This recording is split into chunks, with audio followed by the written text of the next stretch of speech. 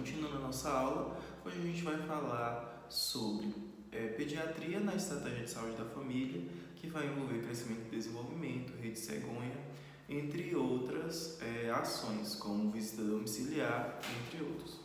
Então a gente sabe que a taxa de mortalidade no Brasil, principalmente referente às crianças menores de 1 ano, caiu muito nas últimas décadas. E a que isso se deve? Né? A gente já estudou lá no começo da disciplina que existem algumas estratégias relacionadas à saúde da criança e do adolescente que estão inseridas na estratégia de saúde da família, né? Lembra que a gente estudou isso? E aí, quais são essas ações e o que elas fazem? É isso que a gente vai estudar hoje, tá? Graças a ações de diminuição da pobreza, ampliação da cobertura de estratégia de saúde da família e outros fatores, os óbitos infantis diminuíram de 47,1 a cada 1.000 nascidos vivos em 1990 para 15,6 em 2010. Então, a cada 1.000 nascidos vivos em 1990 morria 47,1. Já em 2010 morre só 15,6. E essa taxa ela vem diminuindo gradualmente, né, com o decorrer dos anos. Em 2016 já foi para 14,9, tá? Diminuiu mais ainda.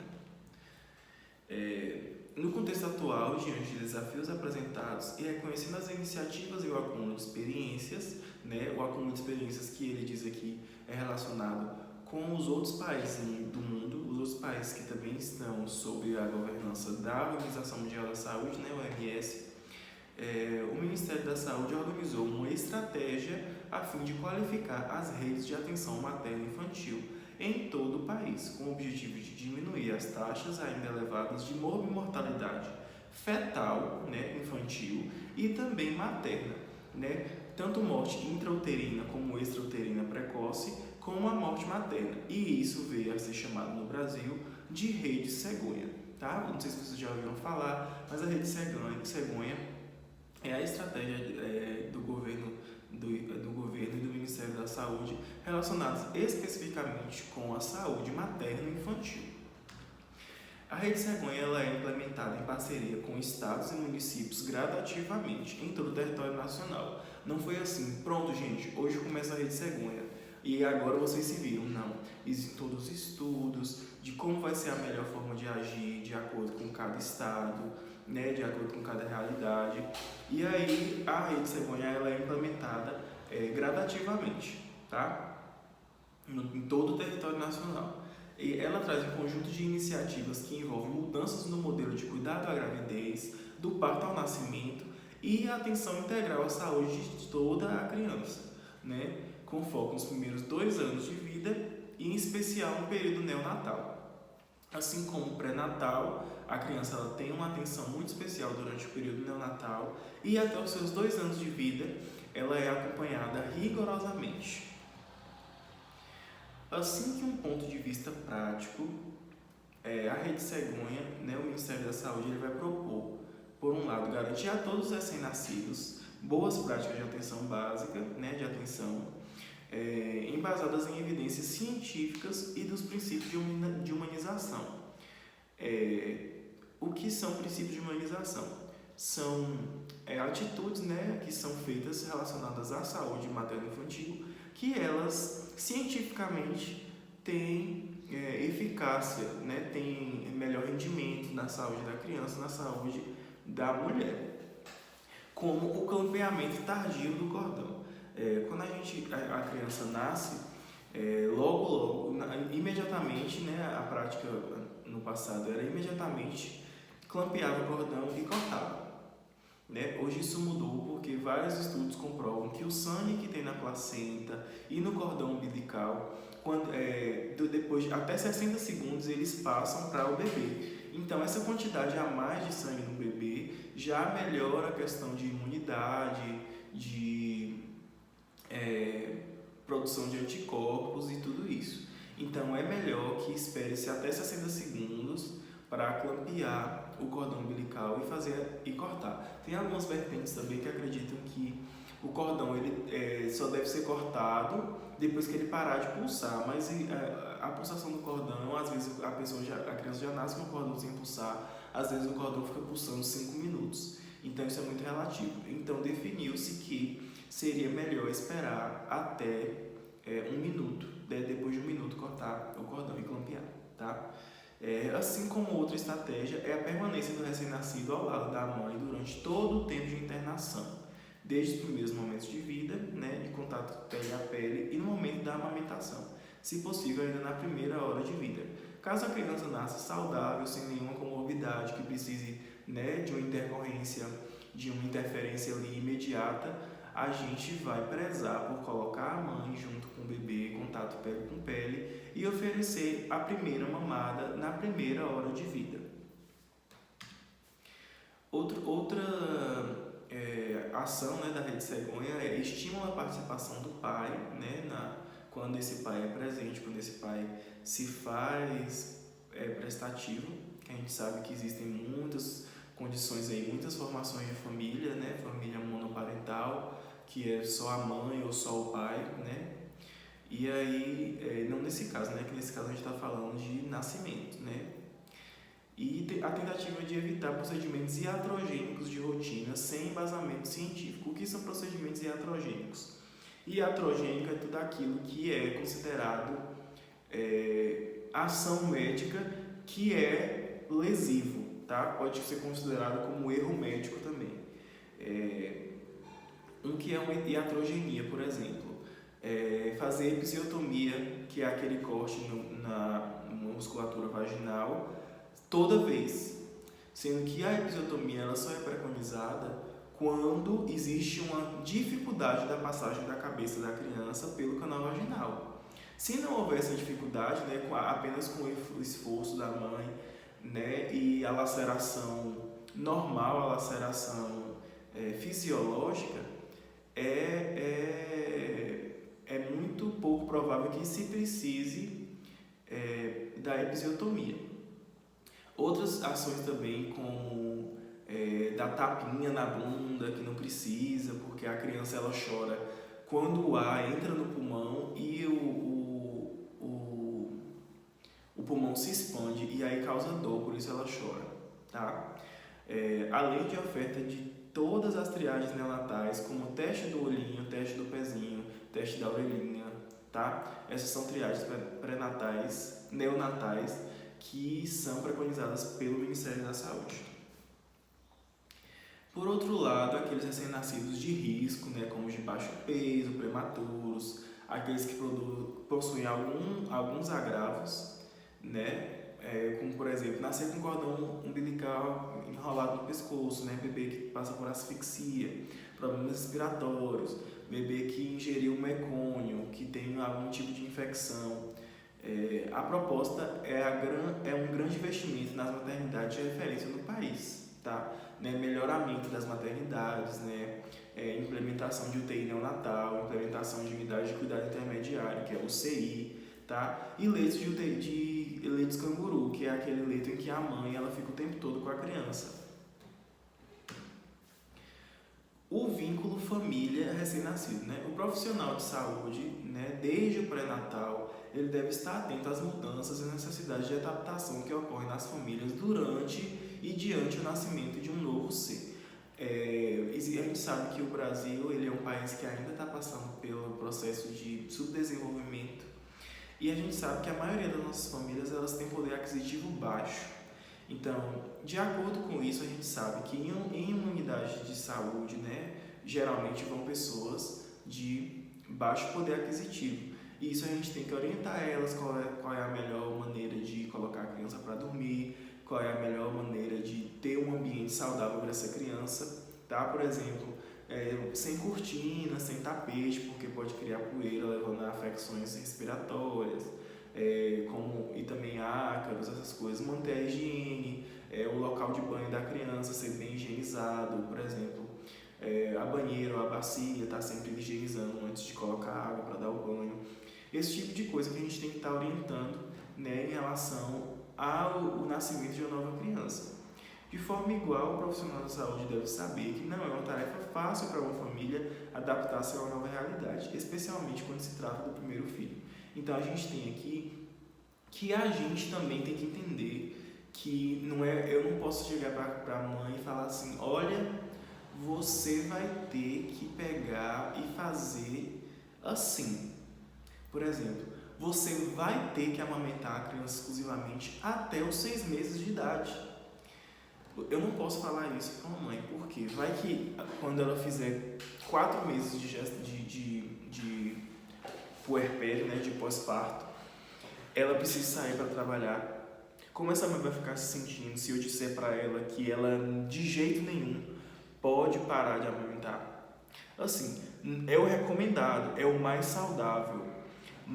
Isso que você pode dizer, fala, olha mãe, recomenda-se, né? A gente está recomendando que é o mais saudável, é o melhor para a criança ela vai ter menos risco de ficar doente, você vai ter menos preocupação se você amamentar ela exclusivamente até os 6 meses de idade. Olha a forma de falar, né? Você tem que ter sempre cuidado com a forma de abordar um assunto com as mães e a respeito das crianças, tá? Nesse caso, os pais necessitam ajustar seu sistema conjugal, criando um espaço para os filhos. Além disso, é preciso aprender a unir as tarefas financeiras e domésticas com a educação dos filhos, tá? O apego, o vínculo emocional recíproco entre um bebê e seu cuidador constrói-se baseado em relacionamentos preliminares estabelecidos, ainda com o feto e com a criança imaginada pelos pais, antes mesmo de seu nascimento. Então aqui a gente está vendo que a relação que a criança vai ter com os pais ela é formada antes do nascimento, né? Isso já é muito bem comprovado aí pela psicanálise, pela psiquiatria, de que a criança ela constrói vínculo com os seus pais, né, que são as pessoas mais próximas a ela, ainda no período intrauterino. Então, esses laços eles têm que ser observados, né, após o nascimento, se a criança ela tem como referência a mãe, se ela fica calma no colo da mãe, se ela entende que a mãe que é a provedora, que vai dar o leite para ela se alimentar, né? Ou se ela é uma criança agitada, nervosa, que fica chorando o tempo todo no colo da mãe, que isso pode, né, demonstrar dificuldades na adaptação da criança e também na adaptação dos pais com aquela criança, né? Pode estar ocorrendo maus tratos, entre outras coisas que a gente, como profissional de saúde, tem que estar bastante atento. Tá? Após o nascimento, o bebê precisa sobreviver, precisa de alguém que cuide dele e que assegure que todas as suas necessidades físicas, né, alimentação, limpeza, cuidado, proteção, entre outras, e psicossociais, de se sentir seguro, amado, protegido, valorizado, sejam atendidas. A gente pensa assim, o bebê ele ainda não pensa, ele não pensa racionalmente como a gente, tipo assim, eu vou fazer isso porque é necessário para mim. Ele não pensa assim. Ele tem um mecanismo de barganha no cérebro dele. Se ele chora, ele vai começar a entender que alguma coisa vai ser feita por ele. Então, isso já é uma racionalização, tá? Então, todas essas funções, né, que eu citei anteriormente, elas precisam ser atendidas. Então, isso só se consegue com um bom vínculo familiar. E nós, profissionais de saúde, estamos aí para também orientar em relação à manutenção de um bom vínculo familiar. As visitas domiciliares, elas são recomendadas às famílias de gestantes e de crianças na primeira semana pós-parto, né? Por que é importante eu visitar a gestante, né, antes do parto? Porque eu preciso ver as condições da casa. Eu preciso ver se vai ter um lugar específico para a criança dormir. Eu preciso ver se as condições de higiene do local estão propícias para a criação de uma criança. Tá? É claro que eu não vou chegar na casa e falar assim, gente, que porquidão é essa aqui? Que sujeira infeliz. Como é que vocês querem ter uma criança nessa imundícia? Claro que eu não vou falar isso. Tá? Mas a gente vai orientar, falar, olha, é muito importante manter a higiene, porque a criança ela é muito frágil, ela pode apresentar doenças que podem levar até a morte. Isso tem que ser tudo bem explanado. E visitar a criança após a primeira semana de parto para ver, né, como é que tá sendo o andamento, como é que está sendo a questão do acompanhamento, se a mãe está tendo alguma ajuda, se não está, se ela está se esforçando no período de pós-parto, que não pode, né, que pode levar a algumas complicações. E depois desse período, né, de pré-parto, pós-parto, e depois a gente tem que manter uma periodicidade, né? Deve ser pactuado com a família a partir das necessidades evidenciadas, considerando os fatores de risco e de proteção. Se eu perceber que aquela família ela precisa de um acompanhamento mais de perto, eu preciso acompanhar mais de perto. Então, eu preciso ir mais vezes na casa daquela família. Só não sei. Na casa daquela família. Em todas as visitas domiciliares, é fundamental que o profissional de saúde saiba identificar sinais de perigo à saúde da criança, como eu já falei anteriormente. As crianças menores de 2 meses podem adoecer e morrer em um curto espaço de tempo por infecções bacterianas graves, que estão diretamente relacionadas à higiene, tá? São sinais que indicam a necessidade de encaminhamento da criança a um serviço de urgência de referência. Tá? A gente vai perceber alguns sinais na criança que vão indicar que ela precisa de um acompanhamento urgente, que vão ser eles, por exemplo, recusa alimentar, a criança não consegue beber, né, ou mamar, vômitos importantes, ela vomita tudo que ingere, convulsões ou apneia. Convulsão, a gente sabe, né, do mal convulsivo, e a apneia é ficar sem respirar, né, em torno de 20 segundos sem fazer incursão respiratória. Frequência cardíaca abaixo de 100. A gente sabe que bebês, né, recém-nascidos, eles têm a frequência cardíaca acima de 100, de 100 a 120, né, como normal. Se estiver abaixo de 100, a criança está bradicárdica. Então, é um sinal que a gente pode se preocupar. Letargia ou inconsciência, né, respiração rápida acima de 60 incursões por minuto. Né? A respiração da criança também é mais rapidinha, tá? De 40 a 50, mas se ela estiver acima de 60 é preocupante. A criança está fazendo muito esforço respiratório, pode ter tiragem subcostal, batimento de asa de nariz, e isso tudo são sinais que precisam de atenção, a criança precisa ser levada ao pronto-socorro, né? Ao hospital de referência de criança. Atividade reduzida, a criança movimenta-se menos do que deveria. Febre, né, que é 37,5 ou mais, ou hipotermia, que é menor que 35,5, tá? De temperatura. O que se deve observar também, né, na visita domiciliar? Cianose, né, generalizada ou de extremidades, assim como palidez importante, né, a criança muito pálida, com aspecto não saudável. Icterícia visível abaixo do umbigo ou nas primeiras 24 horas de vida, tá? Que a gente tem que observar se a criança está tendo aquele amarelão, né? Que a icterícia é muita bilirrubina na corrente sanguínea. Gemidos, né? Que quer dizer geralmente dor. Fontanela abaulada ou retraída. Secreção purulenta no ouvido, umbigo hiperemiado e a hiperemia ela se estendendo para a parede abdominal. Ou secreção purulenta, indicando onfalite, tá? Pústulas na pele, né, muitas e extensas, irritabilidade ou dor à manipulação. Para crianças maiores de 2 meses, é importante observar se a criança não consegue beber ou mamar no peito, se vomita tudo que ingere, se apresenta convulsões ou se está letárgica ou inconsciente. Essas crianças elas são frequentemente acometidas por doenças respiratórias e gastrointestinais que estão diretamente relacionadas à higiene e ao sistema imunológico da criança. Sendo assim, o profissional de saúde deve conseguir identificar sinais de maior gravidade dessas doenças. Para a criança com tosse ou dificuldade de respirar, é importante verificar se a frequência respiratória está intensificada. Então, a gente tem que de 0 a 2 meses a frequência normal é até 60. De 2 a 11 meses até 50, de 12 a 5 anos, 12 meses a 5 anos, 40, de 6 a 8 anos, 30 e acima dos 8 anos até 20, que é a nossa frequência normal. Por fim, os principais objetivos da primeira visita domiciliar ao recém-nascido e à sua família são os seguintes: observar as relações familiares, como já falei para vocês, facilitar o acesso ao serviço de saúde, possibilitar ou fortalecer o vínculo das famílias com as equipes de saúde, escutar e oferecer suporte emocional nessa etapa de crise vital da família, nascimento de um filho, né? Tudo está mudado, tudo é novo.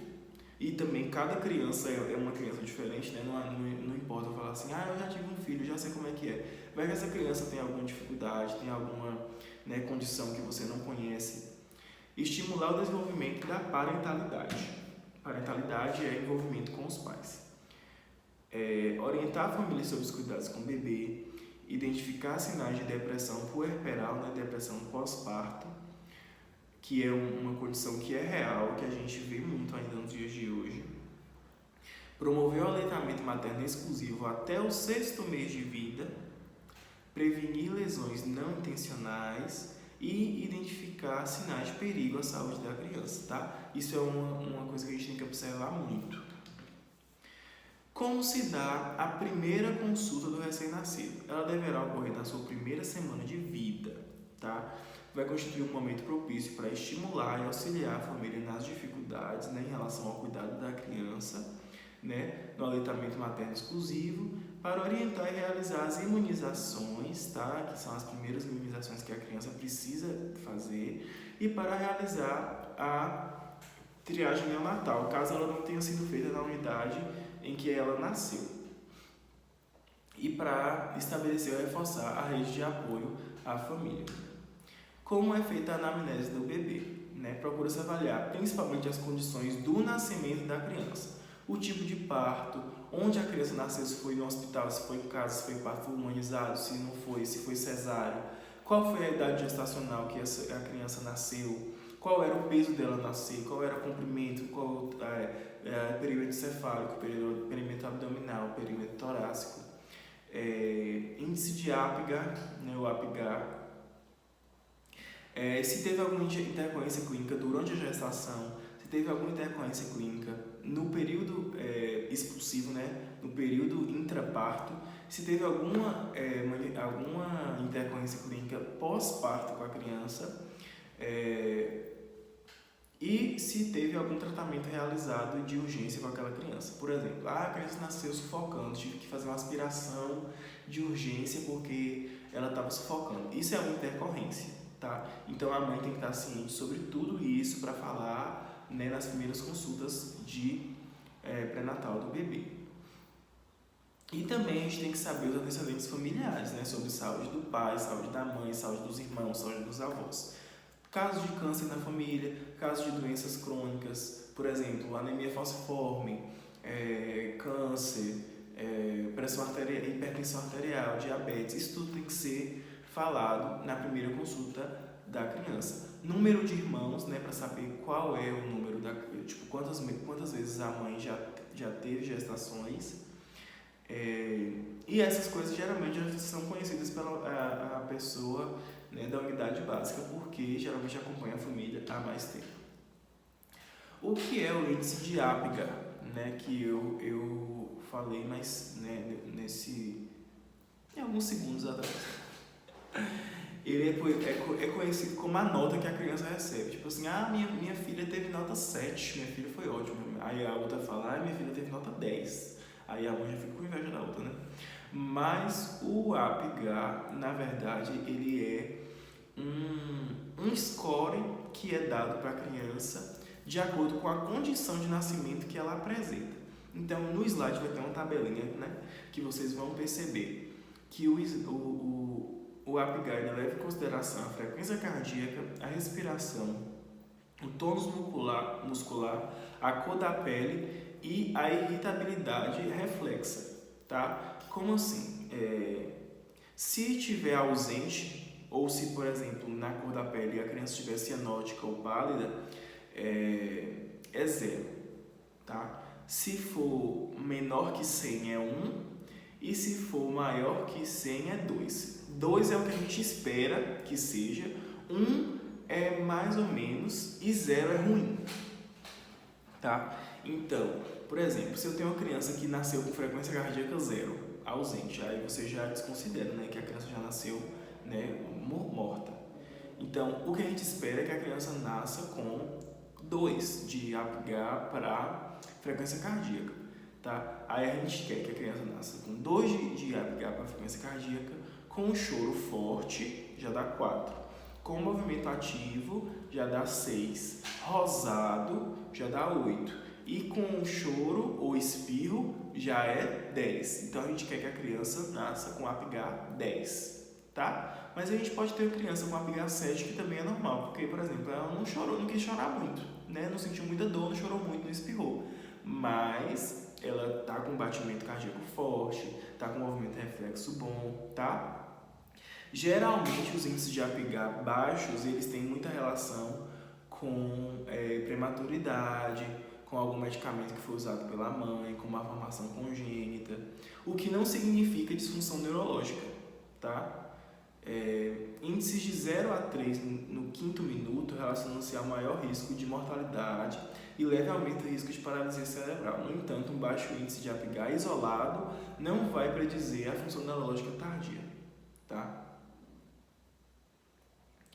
E uma coisa importante de dizer, o índice de APGAR, ele é realizado no quinto minuto, ele é realizado logo na hora que nasce e depois no quinto minuto ao nascer, tá? Ele é realizado 2 vezes.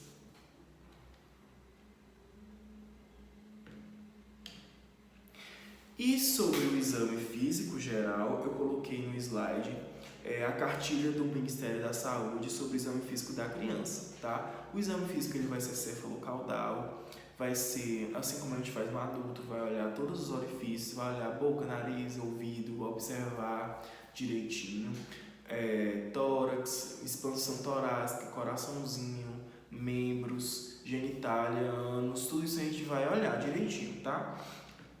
Em relação ao exame neurológico, que é a única ressalva que eu vou fazer, é que existem alguns reflexos que a gente precisa observar na criança, no bebê, no recém-nascido, que são reflexos chamados arcaicos, reflexos que todo mundo tem que ter, todo mundo nasce. Que tem os reflexos de sucção, reflexos de preensão palmo-plantar e moro. Como é o reflexo de sucção?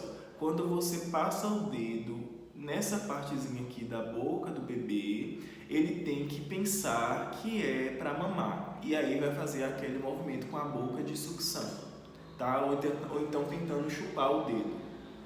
Isso é reflexo de sucção. Reflexo de preensão palmo-plantar você vai no pezinho da criança, vai passar o dedo aqui no pé, na palma do pé, e ela vai ter que encolher o dedo. E reflexo de moro é quando a criança você segura ela, finge que vai saltar. Se ela abrir o braço, tipo assim, meio que buscando equilíbrio, tá ok, tá?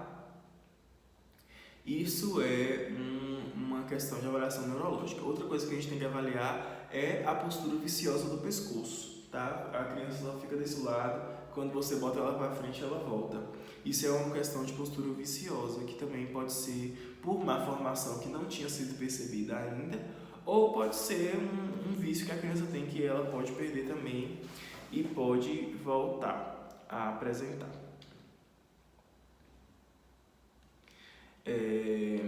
Então vocês vão pegar agora, né, essa tabelinha, né, do exame físico do Ministério da Saúde, vão estudá-la e vão fazer um pequeno resumo para mim, um pequeno exame físico para mim, imaginando que existe uma criança de 4 dias de vida que chegou lá no posto de saúde e você está ajudando a enfermeira ou o enfermeiro a fazer o exame físico da criança, você está fazendo uma anotação. E aí você vai fazer uma anotação de acordo com tudo isso que está aqui, né,